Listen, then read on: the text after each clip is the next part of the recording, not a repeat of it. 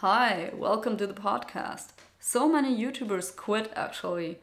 I just occasionally look up people that I knew from like 4 to 10 years ago or something, and it always makes me a little bit sad to see that they have given up.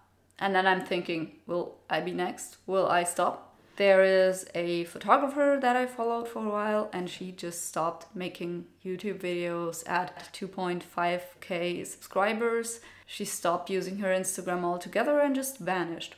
And there are so many who just completely gone off of the face of YouTube. I don't know what happened to them. I don't know if they gave up because they just didn't enjoy being a content creator anymore, or because it was too much work for them. But my best guess is that so many just think they're not gonna make it anyway, so they stop. And I also think that a lot of YouTubers make the mistake of going full-time too early, and then they find out that brand deals are actually hard to get and that AdSense money is not coming in as fast as they thought, just because they saw some other channel blowing up and they thought, okay, maybe I can do this too, because making this kind of content seems easy.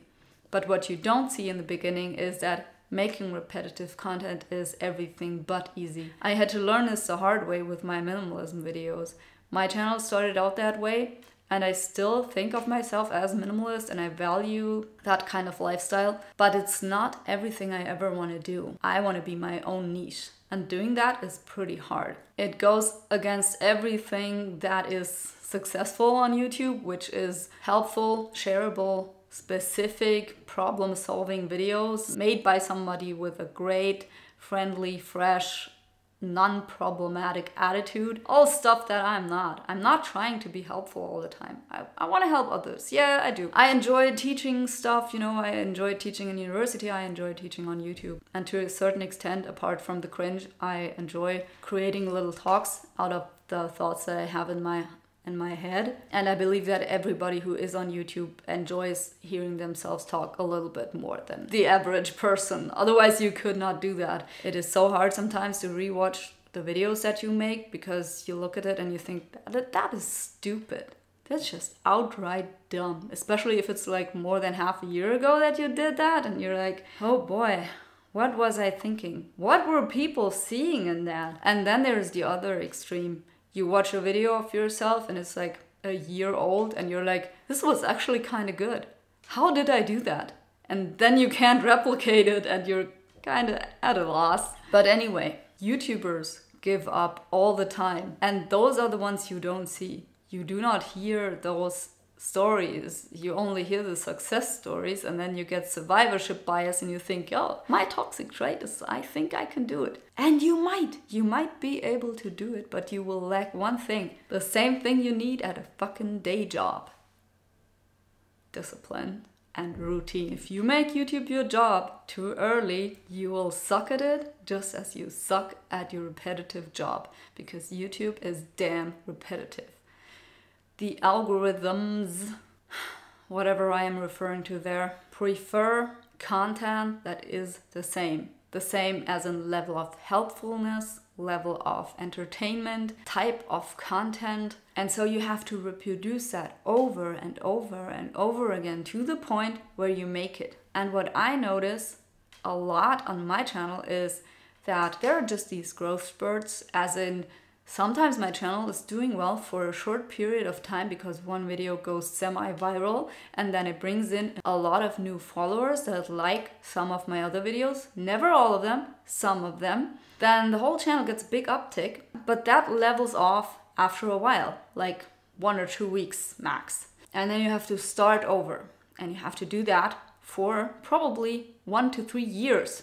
Until you start seeing gradually some sort of income going your way. And before that, you'll be struggling. So you have to be an idealist or crazy or both to keep doing this. The people I saw who gave up YouTube were people who already had a demanding life and YouTube just got too exhausting for them. So if you have a certain amount of privilege, as in you don't have to work full time, for instance, you have money saved up, you have a good day job that provides you with resources. So you can afford a nice camera and you can work on yourself, maybe take some courses, although I'm not really a fan of this whole social media shit and all the creator courses that you can get on these educational platforms nowadays. I think you can learn all that for free, but you can work on yourself in different ways. For instance, I got a book from my university for free, by the way, on filmmaking, and I just read a bunch of the chapters that I found interesting and learned how to do transitions and what angles to shoot at so it looks more natural. And I'm still not super good at that, but I am a little bit proud of what I achieved compared to like my first videos. And that's a good thing. You know, it's okay to be proud of your work. It's just weird if you're like totally full of yourself and like, hey, look how far I have come and I'm gonna be a big YouTuber. No, we're not doing that, okay? We're being humble, but not humble bragging, and we're being a little bit proud of ourselves, but also not bragging how awesome we are. Even though if you think you're on the right path, just never fucking do that. People hate that shit. And rightfully so. Nobody likes a smart ass. So back to the people who gave up eventually. A lot of them were stay-at-home moms who thought YouTube could be their side gig, and they failed because eventually they had another kid. It didn't work out. The husband already had a demanding job, so they had to be there and, I don't know, do the fucking dishes. I don't know. Life happens. For me, it was the same with my YouTube break. I had a German channel before and I stopped doing that just because I had a kid and I also had a full-time job. So I had no time for YouTube. You know why I have time now? Because I don't have a full-time job. I am working on my YouTube channel shit while my kid is ice skating.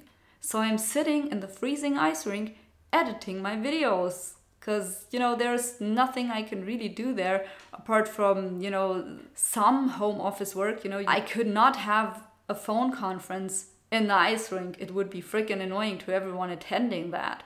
So it's really limiting. And in that way, YouTube is something I can squeeze in whenever. But I could certainly not do that if I had another child. No fucking way.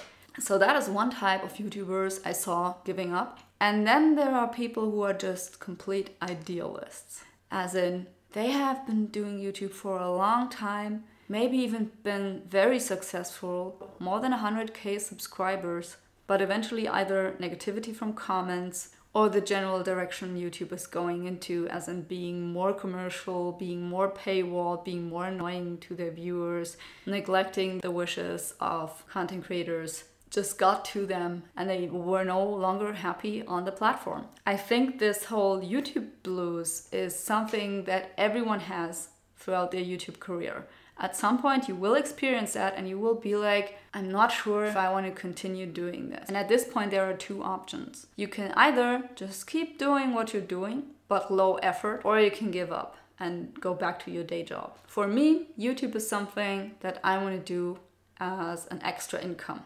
But I also do it for idealistic reasons. You will hear a lot of bigger YouTubers say that you cannot be a YouTuber unless you have this certain high standard idealist mindset. As in, if you're only doing it for the money, you won't get far. I hate to say that, it is true. You can be motivated by money, but if money is your primary driver, you won't do well on YouTube because first of all, people can smell it that you're just after their money. For me, for instance, I have a bunch of Patreon supporters.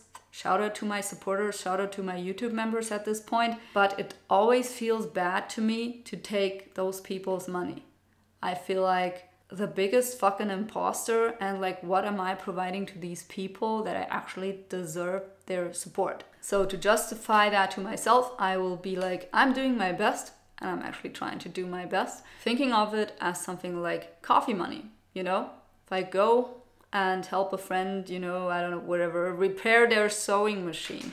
And then as a thank you, this friend is inviting me to have coffee. Maybe a little bit expensive coffee at a really nice place. I'm not gonna feel super bad for that, right? But you have to find your own way of dealing with the discrepancy of you want to provide value, you want to deliver something, and people admiring you and you don't know why. I mean, you're trying to provide something, but then people come and actually appreciate it and you still feel like a failure. You still feel like you're cheating people. Many coaches and, advisors out there will tell you that this is bullshit and that you just have to fake it till you make it or something like that. No, if you fake it till you make it, you're not going to make it because you are going to be fake. Just improve your skills instead and become better.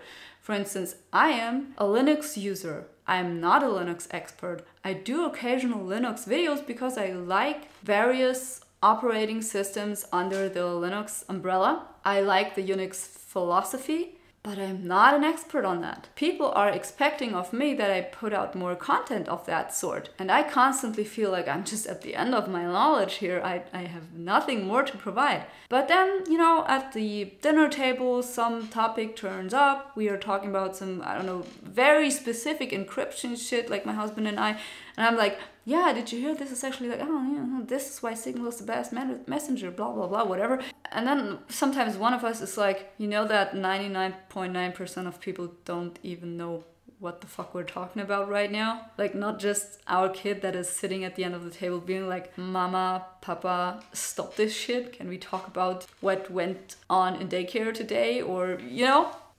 So you gotta find that sweet spot between over and underestimating yourself. You don't want to fall victim to the Dunning-Kruger effect, and just feel like you're the greatest, but then you're not. But you also don't want to put yourself down constantly because that will be just as demotivating. It's hard. It's hard to do that. I do, however, think that the people who give up, those are mostly the ones that thought pretty highly of themselves in the beginning. And then at some point they just learned that they were not as good at what they are doing. For instance, if you were like a photography gear YouTuber, but eventually you find out you don't know as much as you thought about photography, you gotta level up or you gotta switch topics, switch niches. It's never too late for that, by the way. Like, at least if you have some sort of personality, I think. It's hard, but it's doable. It's better than starting from nothing, trust me. Because, for instance, I started with my, 2K subscribers, pivoted basically from minimalism to all over the place, and I gained subscribers for doing that. And a bunch of the people who followed me for the minimalism content are still supporting me to this day because, they're just awesome, nice people. I've learned many things throughout the many years I spent on YouTube, even before I started my channel. And I don't think that just consistency is going to cut it if you're struggling. And it's normal to struggle. If you have a hard time believing in yourself and at some point you don't know whether you should stop with YouTube altogether or you should keep going and just, there's going to be this huge breakthrough, all you can do is just sit down and evaluate if you do actually have the quality in content.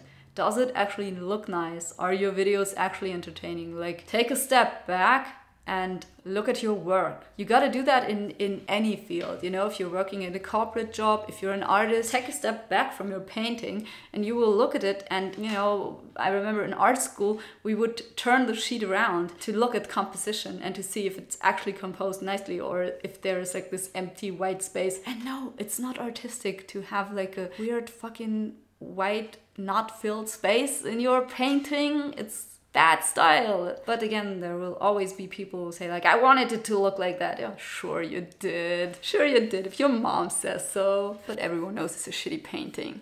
And you gotta learn how to paint. Or also another teaching from art school. If you do a sketch, you might as well finish your sketch. Oh, but this unfinished look is what I'm going. No, you're not going for this unfinished look as a total beginner. You are going for the finished look because your finished look is an experienced artist's unfinished look. It'll still be shit, but it will still be better than if you go for the unfinished look because then your effort is even lower. Don't do that. Same with videos, with editing, with scripting. You have to do more than somebody who has been doing this for 5 years, of course. And that will be exhausting. At some point, you will just question yourself. You will feel stupid. You will ask yourself, why am I doing this? For instance, I am thinking of myself in this podcast. This is just an experiment. It's just a pet project. But then sometimes I find myself like, oh, why can't I do a real podcast with guests? I would like to invite guests. And I'm like, oh, no, I don't like to talk to people. No thanks.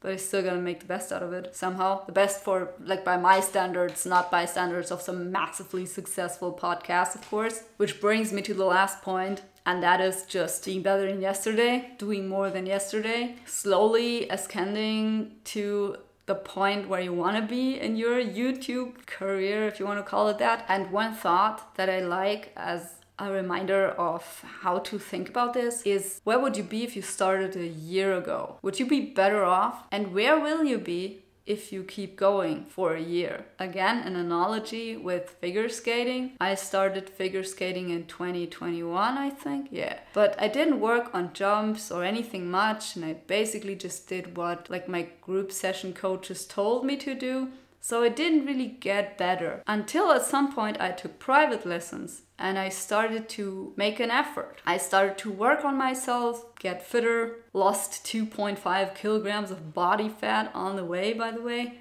kept all my muscle and felt fitter and better than ever. I did not make that progress until I actually put in the work. So being lazy and just meandering along the YouTube realms for a while is okay if you feel depleted. It's better than to just stop. Don't stop. If you feel annoyed or exhausted or pissed with YouTube and how things are going, don't do a full stop. It's like with running. Oh yeah, today is analogy day, okay? Just metaphors all over the place, all right? It's like with running. You don't just stop. You keep walking, okay? You can make bread, make breadcrumbs. If you can't run, keep walking slowly towards the finish line. You're gonna get there eventually. You might not. I'm not promising you anything, but you sure as hell will not get there if you stop altogether. And also, keep your day job. That's it.